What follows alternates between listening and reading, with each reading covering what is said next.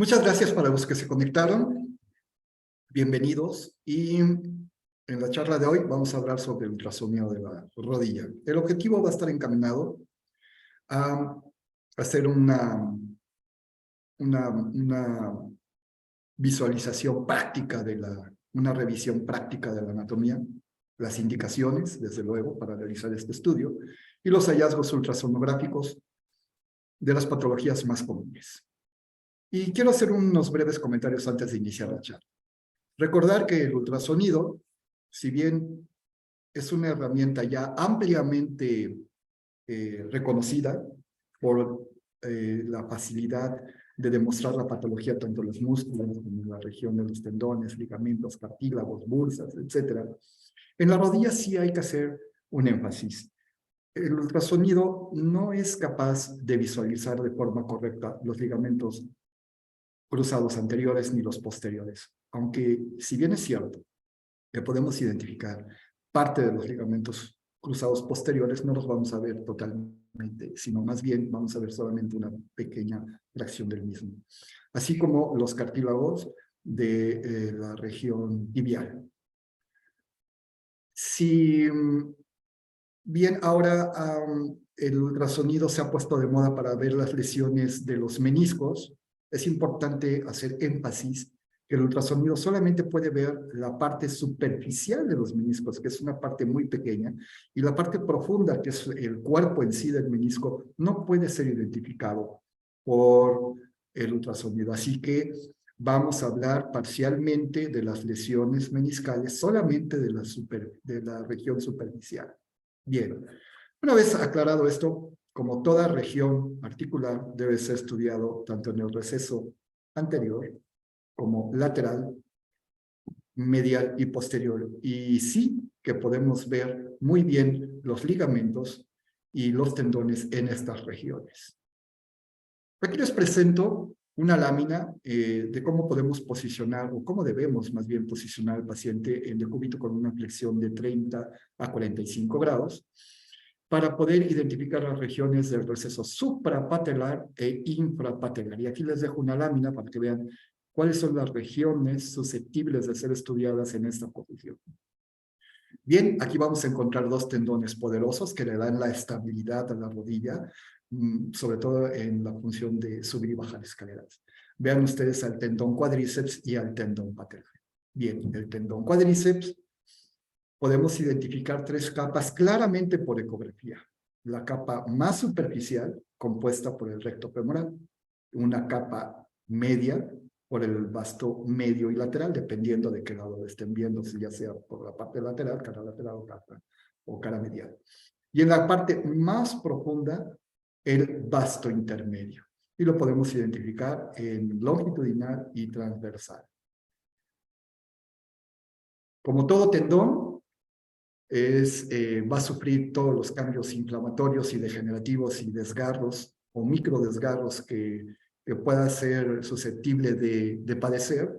Aquí les presento un caso interesante. Vean ustedes, al poner la sonda en longitudinal, me llama la atención unas imágenes hipoecoicas que están en la región central del tendón, y que centralmente a esta imagen hipoecoica no logro identificar patrón tendinoso. Cuando hago el corte transversal, corroboro la sospecha que tenía de que tuviera lesiones intratendinosas por desgarros, lo cual fue muy fácil de identificar en el corte transversal. Más profundamente, había omitido mencionarles que tenemos más profundamente al tendón del cuádriceps, tenemos dos capas grasas, una proximal, que está siempre en relación con el fémur, que es la capa grasa femoral, y una triangular que está muy adosada hacia la región patelar, que es la capa grasa suprapatelar, y en medio de ellas tenemos la bursa suprarrotuliana. Bien, regresando al tema del tendón,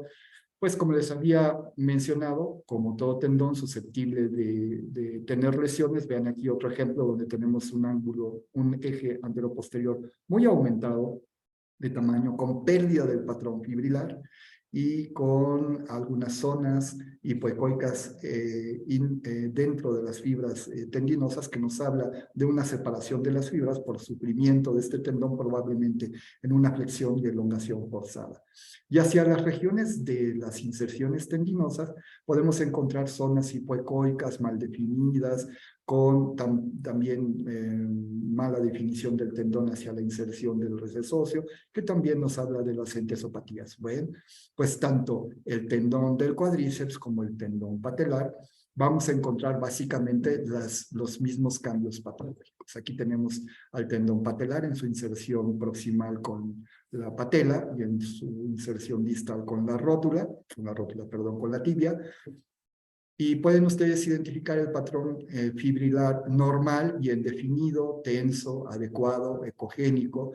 No así en pacientes que han padecido de procesos inflamatorios crónicos durante mucho tiempo, o aquellos pacientes que han sufrido algún desgaste del tendón por esfuerzo máximo en los corredores, en flexión y extensión forzada. Podemos encontrar este tipo de patología. Vean cómo el patrón fibrilar normal ha desaparecido y encontramos ahora zonas hipoecoicas mal definidas, tanto adyacentes a la inserción tibial como patelar, y esto pues nos habla de una entesitis y una tendinosis del tendón patelar. Vean aquí otro ejemplo de una entesitis, más o menos el patrón fibrilar normal en la región media del tendón patelar, y hacia la inserción con la tibia podemos ver una imagen hipoecoica, focalizada, y que hay un aumento considerable del tamaño del tendón, con zonas ecogénicas en su interior que pueden estar relacionadas con calcificaciones. Así que en los cambios que hemos visto en la diapositiva anterior, pues está relacionada a las entesopatías. Pomeranz la define como una alteración hipoecoica, es decir, pérdida de la arquitectura fibrilar normal y o engrosamiento del ligamento o del tendón en su inserción. Puede haber calcificaciones, las cuales son muy fáciles de ver en dos planos perpendiculares. Puede mostrar o no señal Doppler de poder, y puede haber cambios óseos, incluyendo entesofitos, como es el caso de este paciente. Vean como en la región más inferior de la patela tenemos una espícula, que es la formación de un entesofito. Y vean ustedes en la unión del tendón con la patela, está engrosado, con cambios de la ecogenicidad, pérdida del patrón fibrilar habitual. Veanlo, es muy evidente, y esto nos hace o nos corrobora el diagnóstico de entesopatía. Algunos otros ejemplos, este ya lo habíamos mencionado. Vean aquí unas zonas hipoecoicas, y aquí definitivamente hay pérdida del perfil óseo, así como pequeñas imágenes hipoecoicas del tendón en la inserción con el perfil óseo, lo cual nos habla de la entesitis o entesopatías. Muy bien, pasemos a otro tema, las famosas jofitis. En realidad es que es un tema que es muy interesante, fáciles de ver, pero que no tenemos la costumbre de ver. Cuando vemos un tendón patelar, generalmente me voy a regresar unas diapositivas, generalmente lo vemos así, vemos al tendón, vemos que tiene alteraciones, las describimos, pero no vemos la grasa de Hoffman. Y es ahí donde debemos de tener cierto cuidado, porque sin lugar a duda, la grasa de Hoffman cobra un papel importante metabólico en la función del tendón patelar, y cuando ésta está inflamada puede provocar sintomatología similar a la de una tendinopatía del tendón patelar, y se pueden confundir. Así que cuando hacemos la exploración del tendón, del tendón patelar, obligadamente vamos a ver la grasa de Hoffman. Y ocasionalmente podemos encontrar estas zonas hipoecoicas mal definidas, inclusive algunas calcificaciones internas de estas imágenes, que nos habla de la cronicidad del proceso inflamatorio, o como esta otra, en donde la vemos bien definida, de forma semioval, y que si comparamos esta imagen con el resto de la grasa, del componente del espacio, pues podemos identificar que sí existe una zona de inflamación muy bien delimitada. Las podemos medir, y las podemos inclusive aplicar el Doppler de poder para ver el proceso inflamatorio agudo de la lesión. Bueno, pues estas son las ofitis. Muy importante, no las dejen de estudiar, son fáciles de detectar y fáciles de estudiar. Bien, hablemos de la alteración del cartílago articular. Ya en la charla de artritis reumatoide hay todo un capítulo sobre esto, no voy a ahondar más, voy a hacer algunas referencias nada más. La definimos como una disminución focal o difusa del espesor. Aquí les presento uno normal. Vean el espesor, muy bien definido. Vean la imagen superior del margen del cartílago articular, tiende a ser ecogénico. Esta no está tan ecogénica porque contiene cierta patología, pero es lo más normal que encontré. Y pueden ustedes ver que mantiene su espesor básicamente homogéneo en todo el receso de la tróclea femoral. Perdón, sí, femoral. Y vean el receso articular del fémur, muy bien definido, y bueno, esto podríamos definir como un cartílago articular normal. Cuando este empieza a tener cambios degenerativos, pierde su hipoecogenicidad y se vuelve un poco más brillante por el alto contenido celular. Sus paredes se vuelven irregulares y tiende a disminuir de espesor dependiendo donde haya más desgaste. Puede ser receso lateral, receso medial, lateral o porción media o total. La exploramos así, en flexión máxima, y vamos a colocar nuestra sonda en transversal y es la mejor forma de poderla ver. Incluso podemos clasificarla. El grado 0 es una banda del cartílago anecoica, continua, con interfaces anterior y posterior agudas e hiperecoicas, es decir, muy bien definidas, como el cartílago que les enseñé normal en la primera lámina.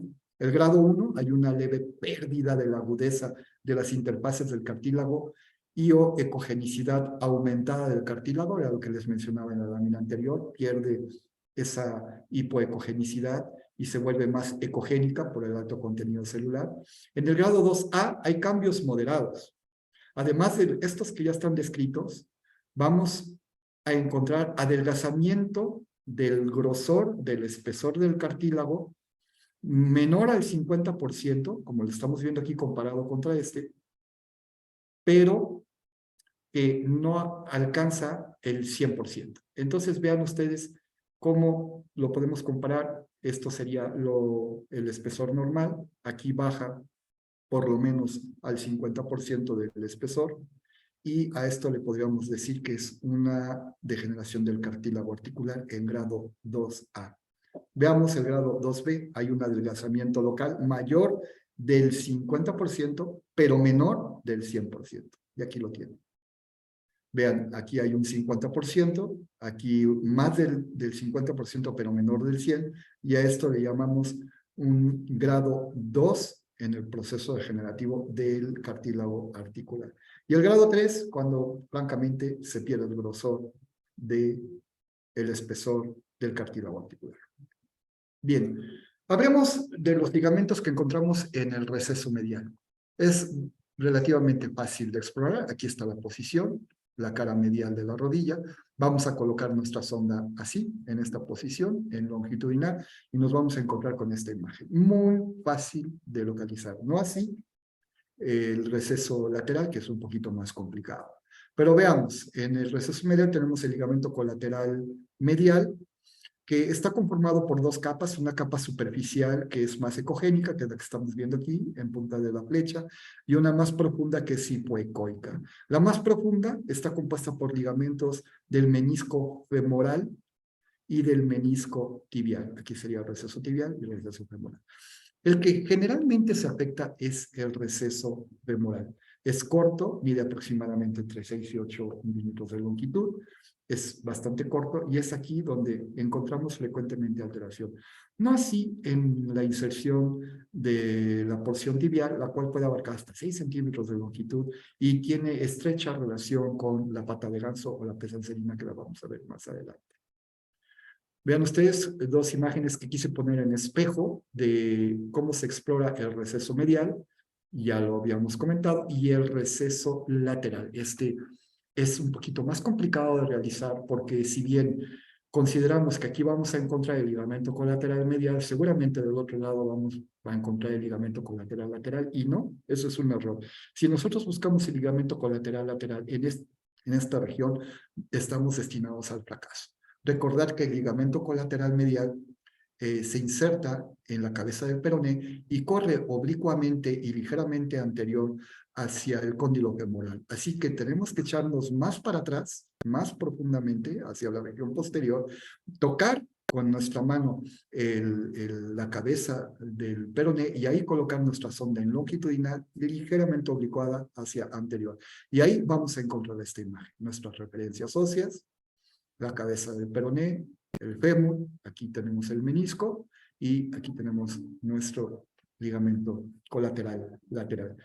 En mi práctica, yo no veo muchos desgarros musculares ni lesiones deportivas, más bien veo por lesiones por artritis reumatoide y a veces me cuesta mucho trabajo poder localizar este tendón en especial porque los pacientes no pueden movilizarse por la enfermedad de la artritis reumatoide que los limita y muchas veces encuentro ya las porciones óseas con una avanzada destrucción, lo que me cambia mucho la anatomía y a veces me es verdaderamente difícil poderlo identificar y a esto le agregamos el panos, pero cuando ya tenemos la costumbre de buscarlo con esta técnica, realmente es que sí podemos encontrarlo. Vean ustedes cómo aquí lo tenemos prácticamente ya festoneado con ciertos desgarros y en este caso con un panos impresionante, con una destrucción ósea muy avanzada y aquí el desgarro del ligamento. No me ha pasado tanto en el receso medial, sino quizás porque es más fácil de identificar. Pero bueno, como les decía, en la región femoral encontramos las zonas donde más patología es susceptible de encontrarse en este ligamento y como es en este caso, vean ustedes, es un paciente con artritis reumatoide, también de larga evolución, en la inserción tibial se ve bastante bien y la inserción femoral se ve engrosado con algunas lesiones ahí ligamentarias y esto pues ya lo podemos clasificar en algún tipo de esguince de acuerdo a lo que ya está descrito. Algunos otros ejemplos, vean ustedes en el ligamento colateral medial, en una enfermedad crónica por artritis reumatoide, en donde encontramos osteopitos marginales, no había tanta destrucción de los márgenes osteocondrales, el menisco más o menos bien conformado, pero vean cómo se levanta tanto en la región femoral como en la región tibial el ligamento. Este otro caso donde podemos encontrar el ligamento totalmente festoneado con algunas zonas que sugieren desgarros y aquí lo tenemos en flechas.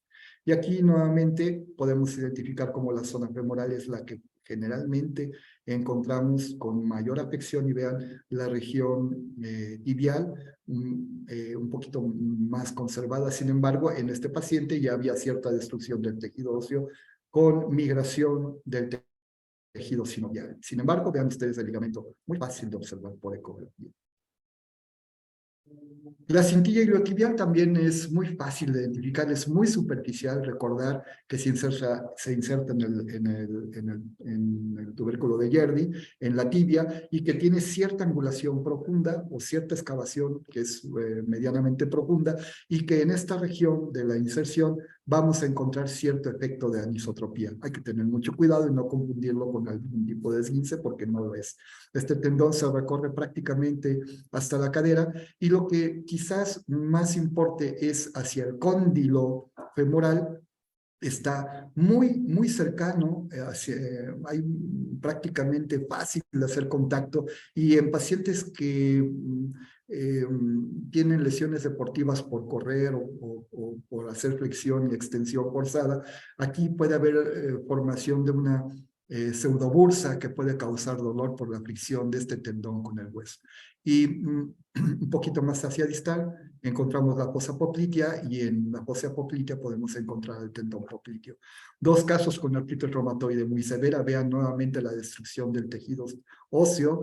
Aquí prácticamente se han perdido las líneas osteocondrales, está totalmente festoneado el tejido osteocondral, perdida la línea ósea normal, y vean ustedes la gran proliferación de panus que está distendiendo o está empujando encefálico a la cintilla iliotibial. Y vean la ecogenicidad de la cintilla, se mantiene prácticamente hipoecoica en todo el trayecto, obviamente por el efecto de masa que está sufriendo este ligamento. Otro caso de un paciente con artritis reumatoide todavía aún más grave, vean el gran tejido de panus y la destrucción ósea. De repente es un poquito difícil poder identificar esas estructuras en pacientes con tanta alteración, pero lo importante de esta imagen es mostrarles el contacto que existe entre la cintilla y el cóndilo femoral y que aquí es susceptible en pacientes que hacen deportes con mucha frecuencia de que surjan pseudobursas y que tengan aquí una fricción y provoquen sintomatología. Bien. Hablemos ahora sobre las lesiones de los meniscos. Si bien les decía yo en la diapositiva inicial que los meniscos están no bien estudiados por ecografía, en los últimos años ha tenido mayor auge la exploración de los meniscos por la ecografía, tomando en cuenta siempre y recordar siempre que solamente podemos ver la parte más superficial de los meniscos. Y ahí sí podemos hacer cierta clasificación. Lo clasificamos en 4 grupos. El grupo 1 es una imagen hipoecoica, sin ruptura, que nos hablaría más bien de un proceso inflamatorio como es este. Aquí los tienen, 2 casos diferentes. Aquí les presento un menisco más o menos normal. Ahí está. Forma triangular. Y es muy poquito lo que podemos observar. Realmente es que perdemos toda la información del menisco más profundo o interno, pero esta zona que podemos estudiar sí es susceptible de clasificar. El grado 2 es una ruptura o lesión de continuidad que se comunica con la superficie articular, ya sea de la tibia o del fémur, y aquí tenemos algunos ejemplos. Receso femoral, receso tibial, y aquí tenemos zonas lineales que sugieren rupturas. Aquí tenemos una más profunda que casi prácticamente comunica. Aquí hay una y aquí hay otra. Y esto lo podemos clasificar en grado 2. El grado 3, una deformidad o ruptura que comunica con una cara articular y la cápsula o comunica ambas superficies articulares. Este es un grado mucho mayor de desgarro, como lo pueden ver en la lámina. Vean cómo comunica, tanto un lado como el otro, y aquí lo podemos identificar claramente, justo como está en la lámina. Vean nuevamente cómo es más profunda y puede comunicar tanto un receso como el otro. Grado 3. Veamos ahora el grado 4. Una deformidad completa a la anatomía normal meniscal. Bueno, pues aquí está. Prácticamente el menisco está destruido, como lo podemos ver aquí. Toda la anatomía perdida y prácticamente estas 2 imágenes sin menisco.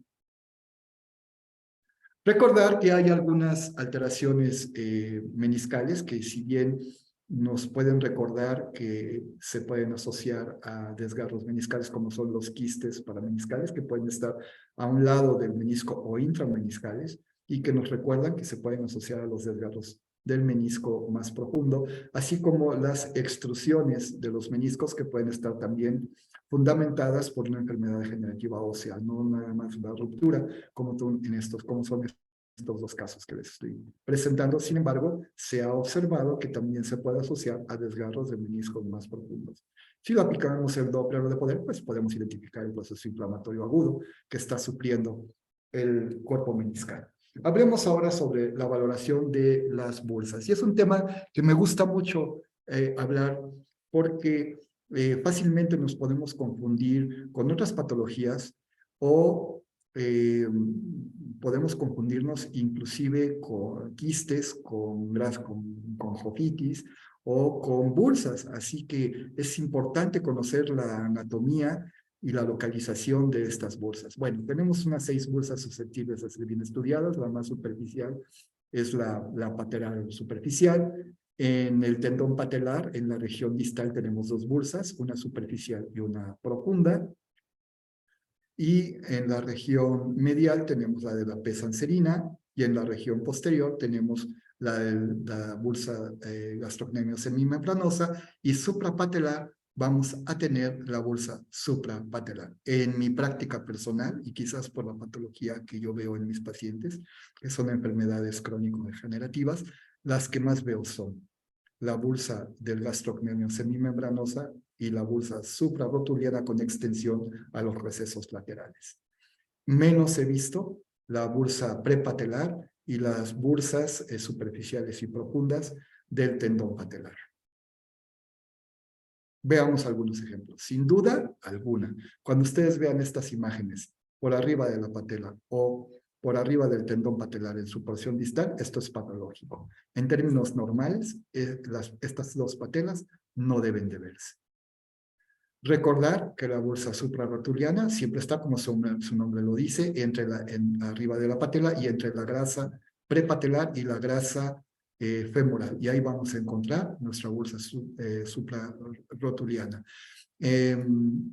Se ha descrito que en un eje anteroposterior no debe de superar los 3 milímetros, sin embargo, se puede cuestionar. Hay gente que hace deporte con cierta regularidad y puede tener por arriba de los 3 milímetros sin ser patológica. Así que tendrán que hacer varias para acostumbrarse a ver los tamaños de las bursas y poder definir qué tanto es patológica o no.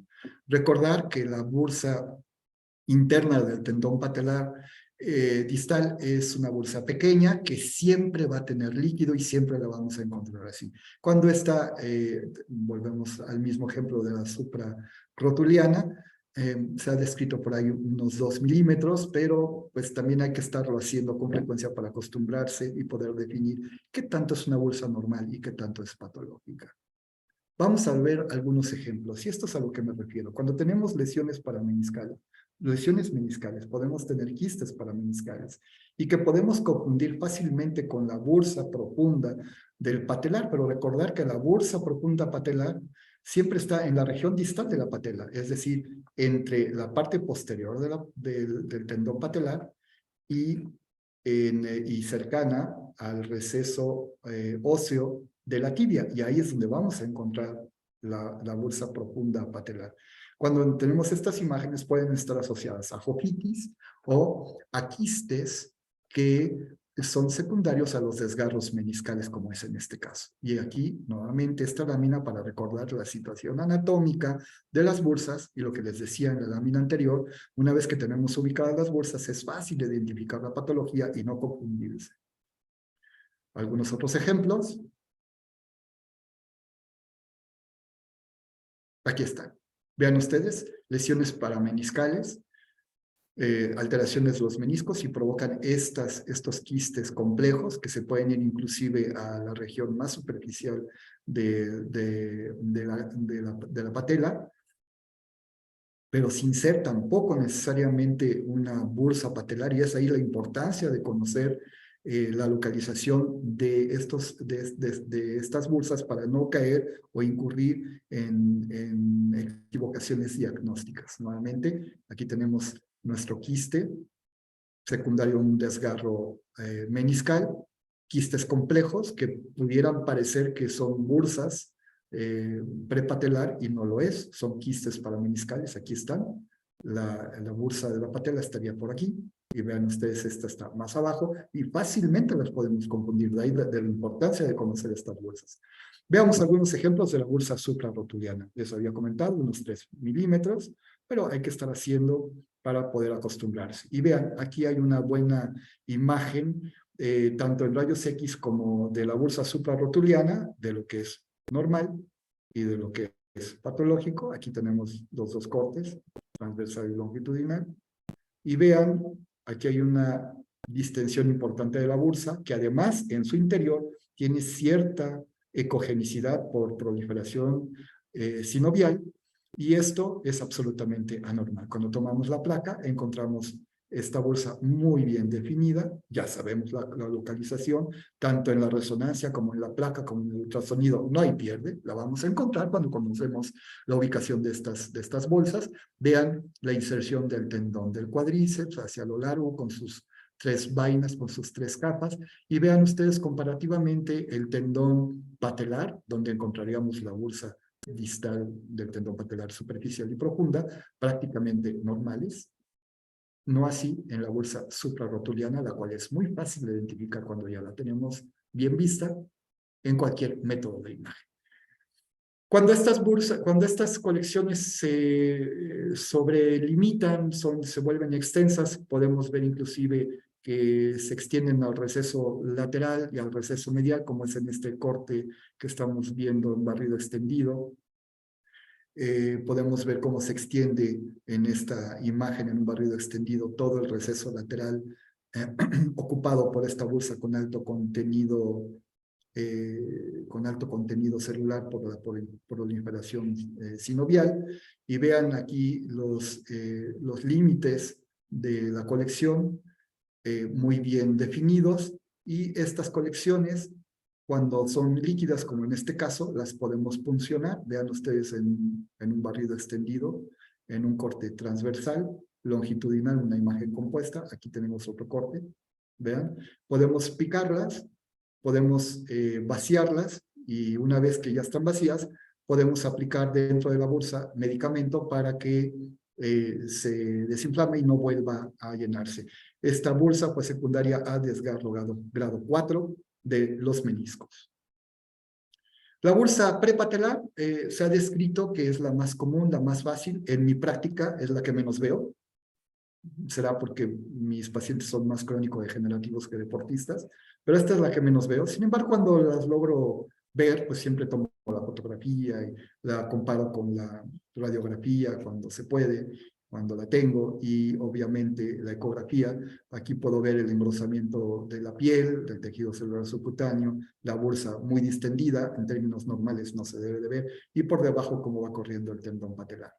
Aquí nos ayuda a ver el tendón patelar por el efecto de líquido, que nos ayuda a pasar el sonido, y estas son fáciles de funcionar, fáciles de sacar. Aquí tenemos una bursa distal del tendón patelar superficial, la cual nunca debe de verse en términos normales. Esta fue muy fácil de localizar por el proceso inflamatorio celular que tenía este paciente. Vean ustedes la piel engrosada, el tejido graso totalmente infectado, y fue muy fácil identificarlo. Vean ustedes también el proceso degenerativo crónico que está padeciendo el tendón patelar.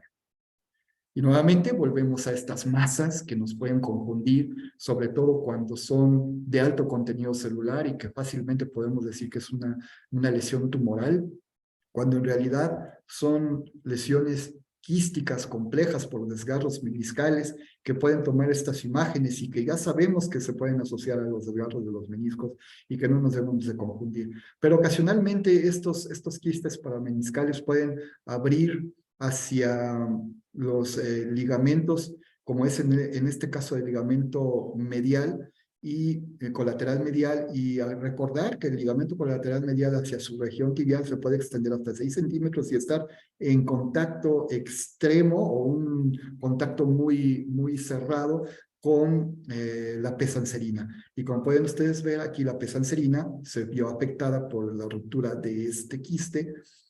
Y hablando de la pesancerina, bueno, pues vamos a dar un recordatorio. Lo vamos a ver en la parte medial más distal al ligamento colateral medial. Esto es parte del ligamento colateral medial.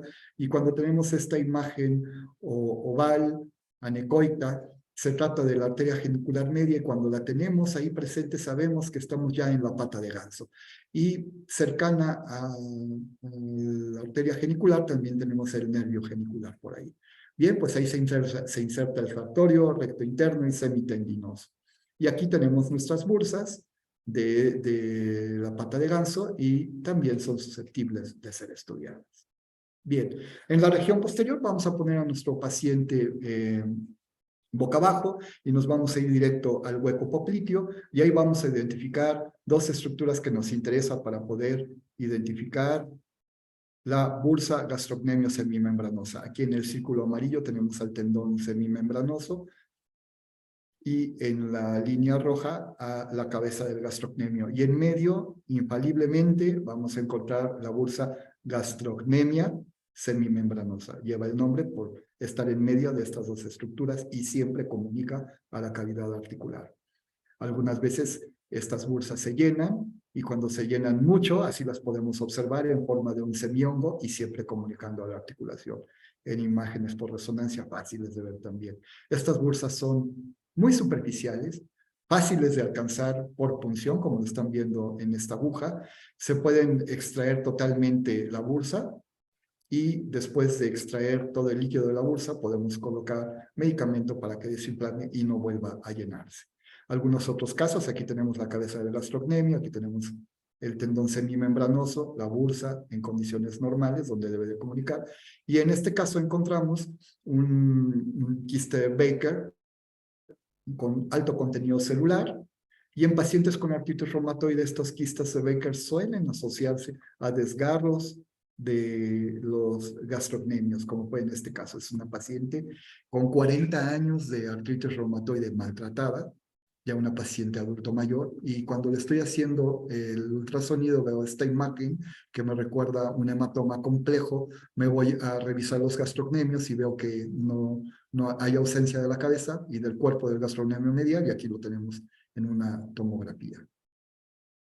También estos quistes se rompen y cuando esto sucede se vuelven complejos, provocan dolor exquisito en la región posterior y también se pueden asociar nuevamente a desgarros musculares como estamos viendo en este del gastrocnemio medial.